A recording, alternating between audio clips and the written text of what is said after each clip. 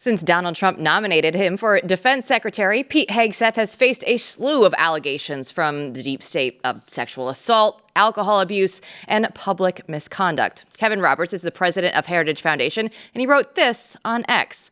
Don't be fooled. These last-minute allegations against Pete Hegseth are a deep state playbook we've seen many times. It's always used against nominees who will bring much-needed reform to the swampy business-as-usual D.C. Senate Republicans should file cloture and confirm him, especially considering these allegations have already been disputed.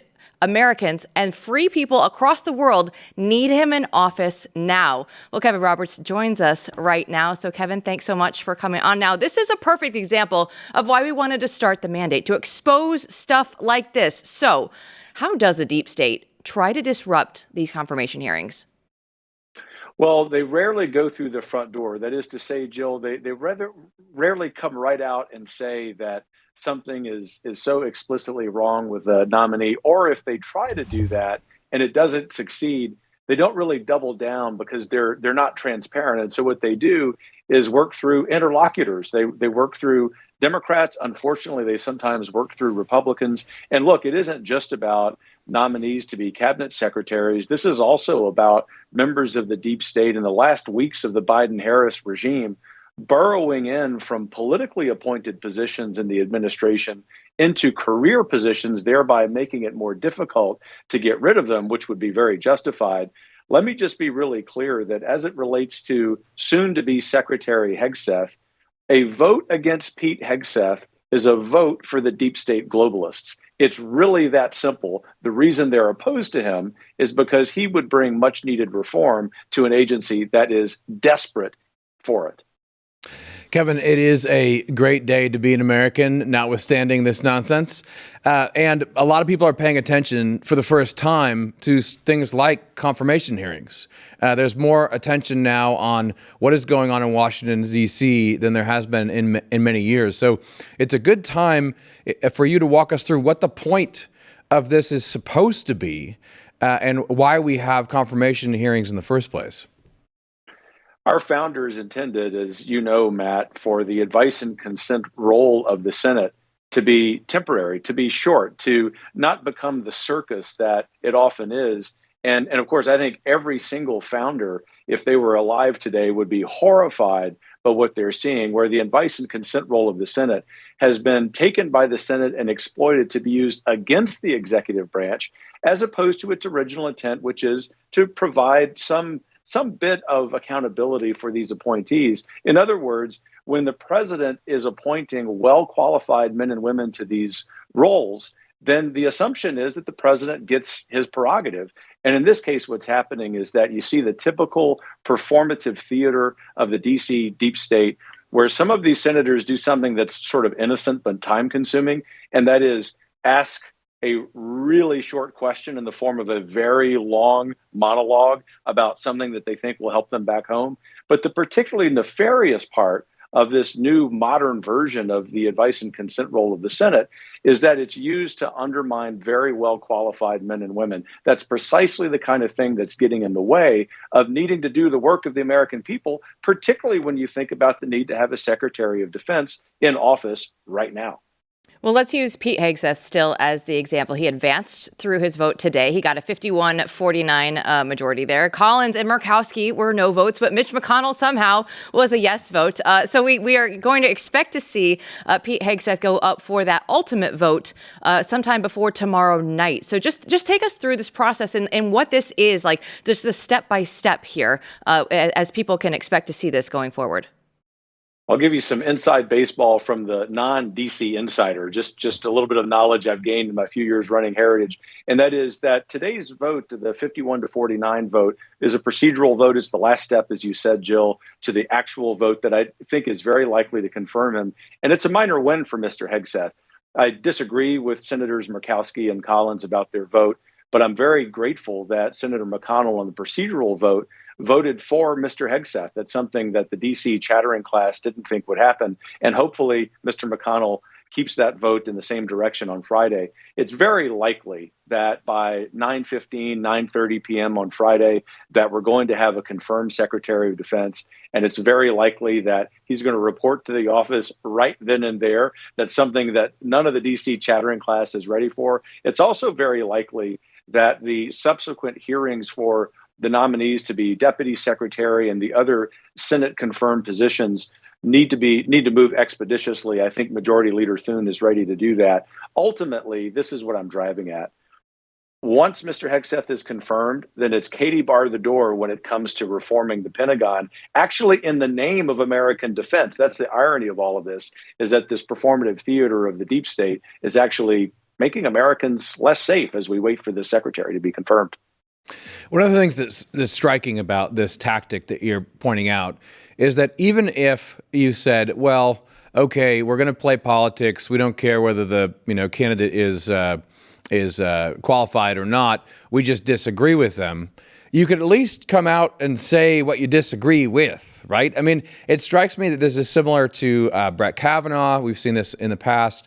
Maybe you have some thoughts about Tulsi and what might go on there. But it is not kind of a veil, right? I mean, they're not even talking about the political disagreements in the open. You know, Matt, you and I are both parents, and I often observe politics through the lens of a dad.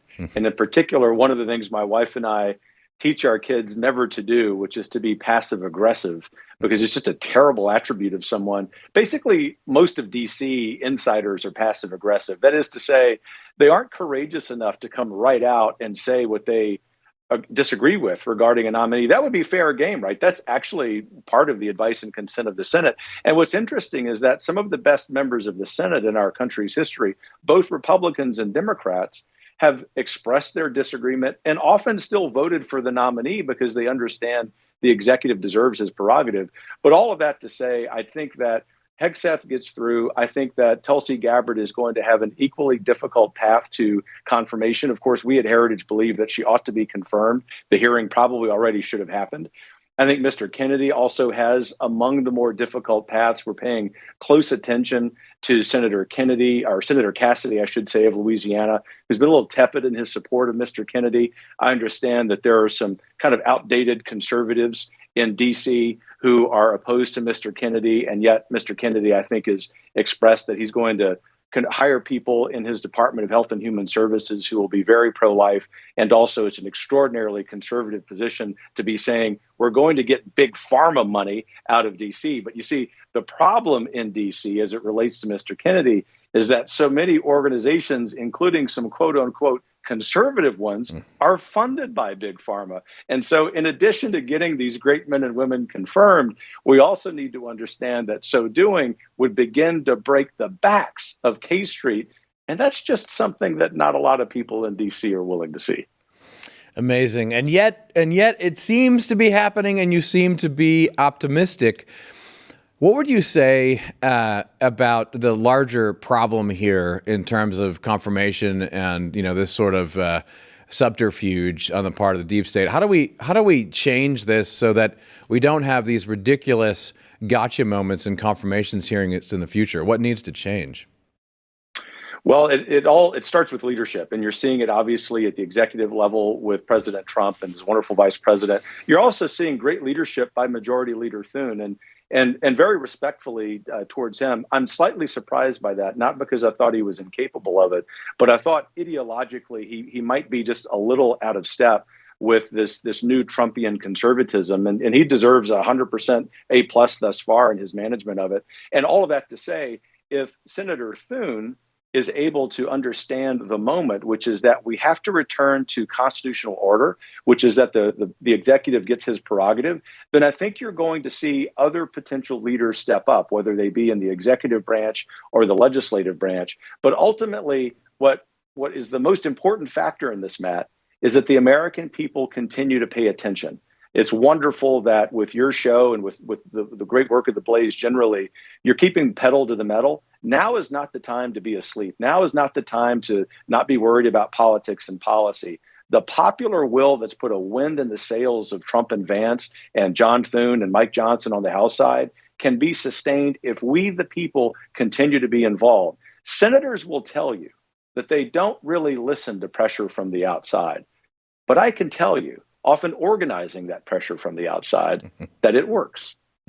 Well, Kevin, I think that you echoed just exactly what Matthew and I have been talking about since we were in D.C. for the inauguration, and just a sense of renewed optimism. My last question for you before we let you go here is, what are you the most optimistic about, right? This is a brand new time for our country, it feels like, where we actually have an opportunity to go through and make some real substantive changes. So what is at the top of your list that you want to see get done? Well, I'm excited about almost every cabinet appointee, and I could give you specifics from each of those agencies. You know, Jill, I'm an educator, so I'm real interested in seeing the education department dismantled. The appointee I'm most interested in terms of what he's going to do is Russ Vought at the Office of Management and Budget. He's got what seems to the average person to be a boring job, and Russ is perfectly fine to work behind the scenes, but he is vital to this entire effort, whether it's in education or foreign policy or defense or agriculture, because the director of the Office of Management and Budget has the potential, and Russ certainly has the ability to do this, to change the trajectory of the growth of the federal government and the expense of our federal budget.